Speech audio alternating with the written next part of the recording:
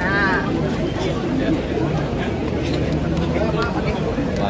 tanggapannya Pak terkait tadi pidato Pak Jokowi ini kan isinya kebanyakan apa yang sudah dicapai gitu, tapi permohonan maafnya singkat sekali. Nah, kalau melihat itu seperti apa pidato yang ujung? pertama kita mengapresiasi Pak Jokowi telah bekerja keras selama 10 tahun dan terakhir beliau meminta maaf. Kalau meminta maafnya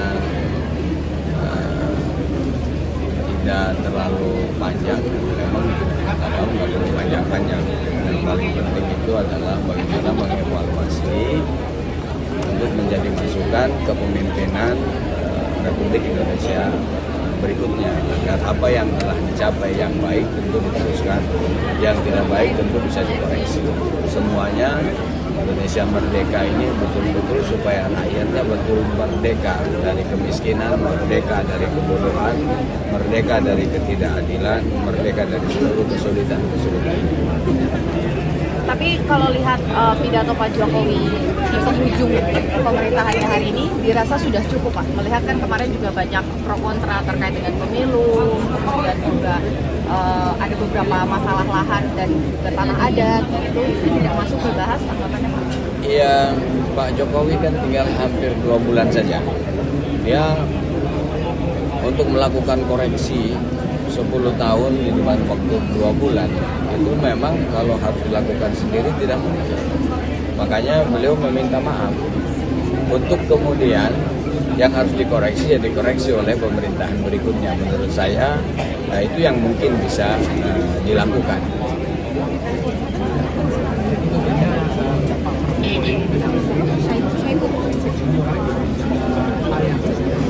Tidak harus menang, artinya prinsipnya kan sederhana saja. Yang baik ya harus kita apresiasi. Meskipun fraksi PKS kemarin 10 tahun oposisi, fraksi PKS tidak malu mengapresiasi capaian pemerintah yang baik-baik. Tapi yang tidak sejalan dengan harapan rakyat, fraksi PKS juga tetap tidak takut untuk menyampaikan kritisi dan memberikan alternatif solusinya. Saya kira itulah objektivitas yang bisa kami lakukan dari fraksi PKS. Tadi Pak Bamsud juga sempat singgung soal koalisi yang masih cair, jangan sampai kota kosong itu jadi masalah. Nah, untuk di DKI khususnya nih Pak, ini akan seperti apa mekanismenya? DKI Jakarta PKS adalah pemenang, tapi meskipun pemenang, PKS tidak cukup untuk maju sendiri. Karena itu PKS tidak boleh arogan. PKS harus membuka diri untuk melakukan komunikasi dengan semua partai politik yang ada, khususnya yang ada di DKI yang punya suara. Karena itu PKS akan tetap membangun kebersamaan yang paling mungkin bisa ketemu dalam visi misi ke depan. Tapi PKS melihat juga akan ada potensi kota kosong nggak Pak di Pilgub DKI? Saya berharap tidak ada kota kosong.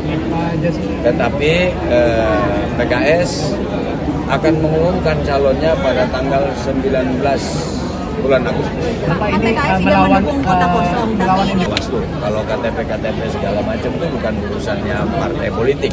Karena independen itu bukan dicalonkan oleh partai politik. Ya silakan saja. Tetapi kalau partai politik itu tugasnya mengusung siapa calon yang mungkin relevan dengan apa yang disampaikan sesuai dengan visi misinya. PKS sudah mengumumkan calon gubernur dan wakil gubernurnya Pak Anies Baswedan dan Pak Sohibul Iman. Tetapi dalam waktu yang sama PKS juga harus menyadari belum cukup kursi.